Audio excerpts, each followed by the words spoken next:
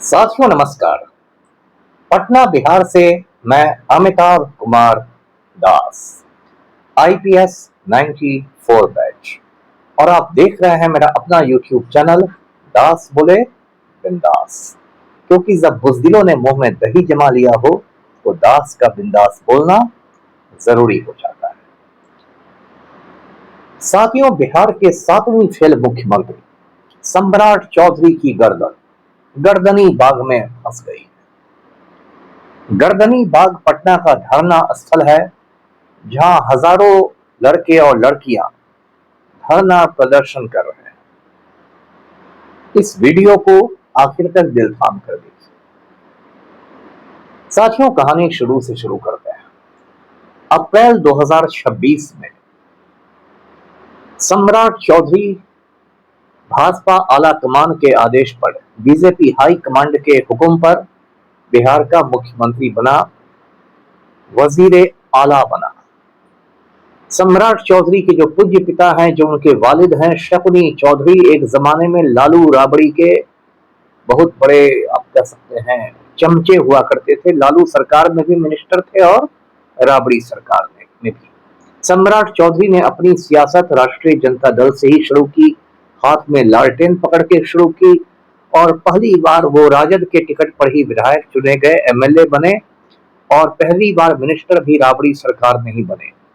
लेकिन बाद में सम्राट चौधरी बीजेपी में शामिल हो गया और उसके बाद वरिष्ठ राम भक्त बन गया, और अप्रैल महीने में छछूंदर के सर पर चमेली का तेल लगा और सम्राट चौधरी बिहार का माननीय मुख्यमंत्री बन गया, ऑनरेबल चीफ मिनिस्टर। सम्राट चौधरी एक अनपढ़ और जाहिल आदमी है, और उसकी जो जाहिलियत है वो बात बात पर झलकती है। इसी से आप समझिए कि उसको गांधी जी का पूरा नाम नहीं मालूम है। सम्राट चौधरी गांधी जी का पूरा नाम बोलता है मोहन चंद करमकांड गांधी। आप समझिए, जो गांधी जी जिंदगी भर कर्म कांडों से दूर रहे, उसको सम्राट चौधरी ने कर्मकांड गांधी बना दिया। ऐसे ही सम्राट चौधरी के बहुत किस्से मशहूर हैं।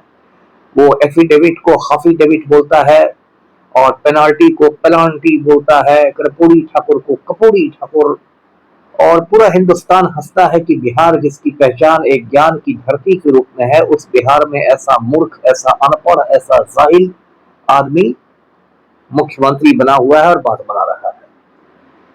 लेकिन सम्राट चौधरी जब से मुख्यमंत्री बना है, जब से चीफ मिनिस्टर बना है, तब से मतलब एक के बाद एक उसके सामने चुनौतियां आ रही हैं। यदि मैं ठेठ बिहारी अंदाज में बोलूं तो उसका जतरा ही खराब। हमेशा वो किसी न किसी चुनौती में घिरा रहता है। पिछले 17 जून को सम्राट चौधरी ने भरत तिवारी का खून करवा दिया। भोजपुर जिला के बिलौटी गांव में पटना से एसटीएफ कमांडो भेज के एक बेगुनाह लड़के को मरवा दिया। उसमें भी उसकी बहुत फजीहत हुई, बहुत किरकिरी हुई। अब जो मामला सम्राट चौधरी के गर्दन गले की हड्डी बन गया है, वो है बिहार का छात्र आंदोलन। जैसे पूरे हिंदुस्तान में जेन जी जाग गया है, वही हाल बिहार में भी है। बिहार का भी जेन जी जाग गया है, युवा पीढ़ी बिहार की जाग गई है। इसलिए 25 जुलाई को बिहार बंद बुलाया गया था, जो बहुत कामयाब रहा था, और बौखलाहट में सिवान में AK-47 चला दिया गया था बच्चों पर। बताइए, जो AK-47 आतंकवादियों पर चलाने के लिए है, दहशत गर्दों पर चलाने के लिए है, वो स्कूल कॉलेज के बच्चों पर चलाया जा रहा था। 25 जुलाई को बहुत गिरफ्तारियां भी हुई, सैकड़ों लोगों को गिरफ्तार किया गया। लालू के बड़े बेटे तेज प्रताप यादव को एक झूठे मुकदमे में फंसाकर जेल भेज दिया गया।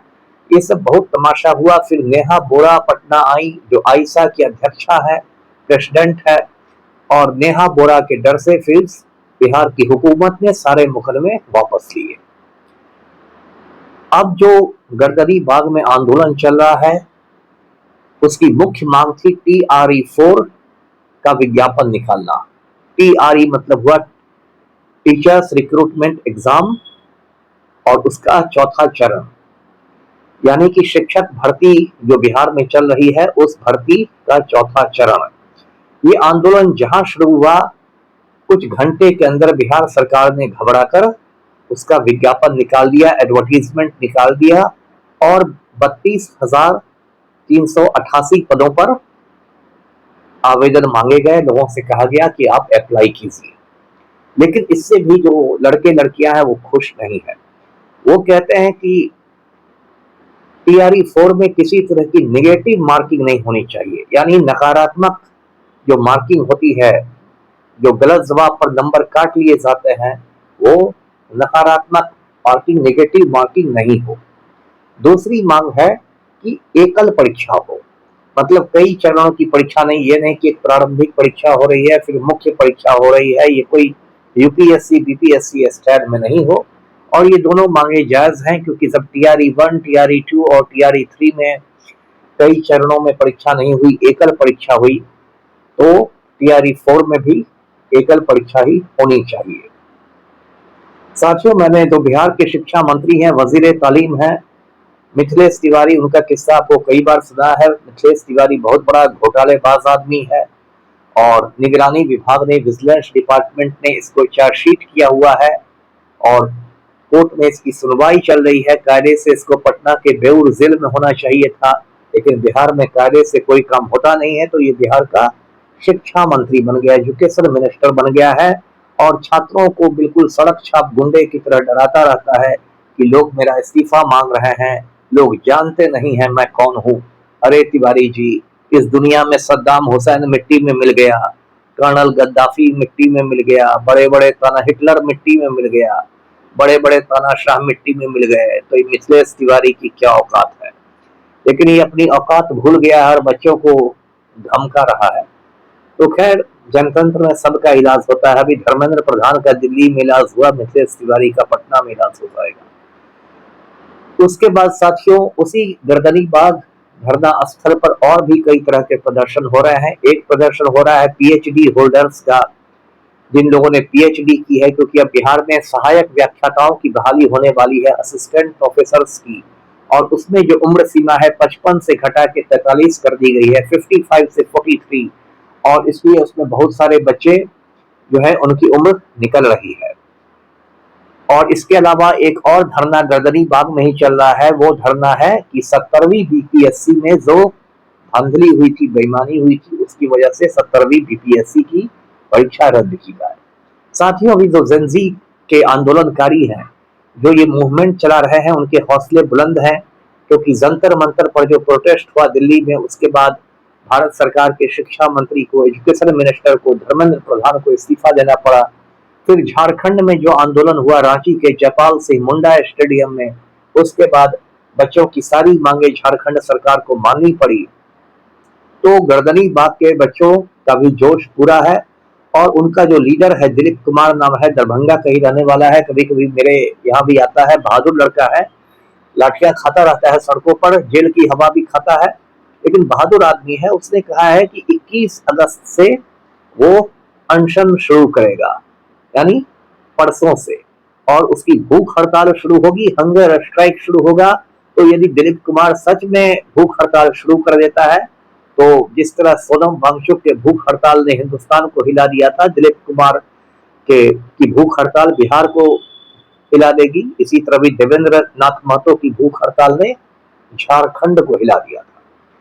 साथियों, गर्दनी बाग में जो आंदोलन चल रहा है, उसको विपक्ष के नेताओं का, अपोजिशन के नेताओं का सपोर्ट मिल रहा है। पप्पू यादव वहां जा चुके हैं, जो पूर्णिया से निर्दलीय सांसद है, इंडिपेंडेंट एमपी हैं।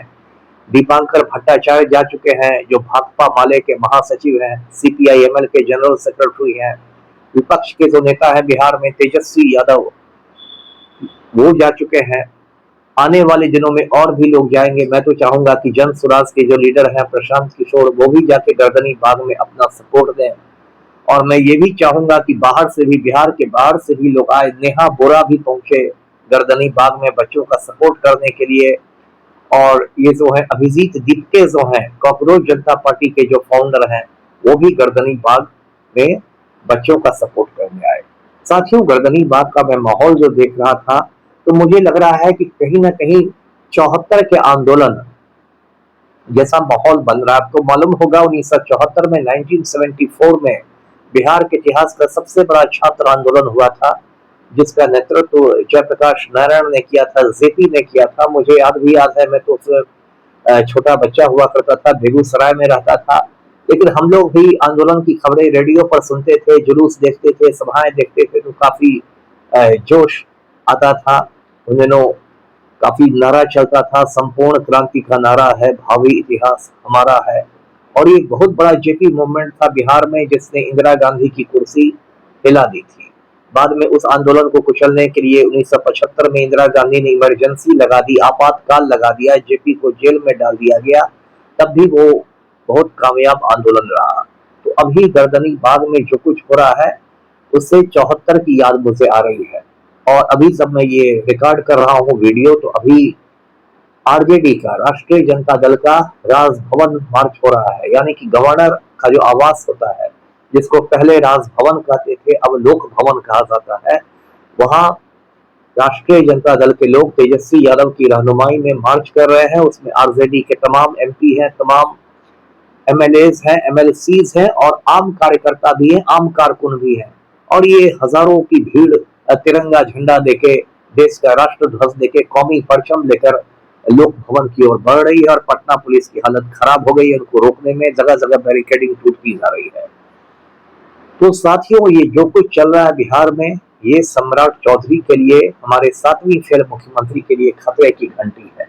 ऐसे भी बांकीपुर में बुरी तरह हारने के बाद सम्राट चौधरी की कुर्सी जो है एकदम डगमग डगमग कर रही है, हिल रही है। और सम्राट चौधरी काफी घबराया हुआ आदमी है। इसी घबराहट में किसी दिन वो भरत तिवारी के परिवार के लिए मुआवजा का ऐलान करता है, किसी दिन भरत तिवारी की फैमिली के लिए नौकरी का ऐलान करता है।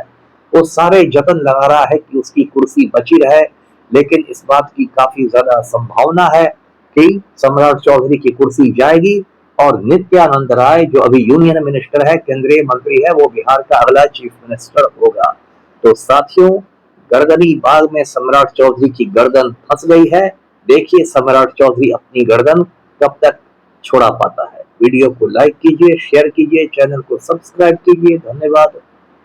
जय हिंद।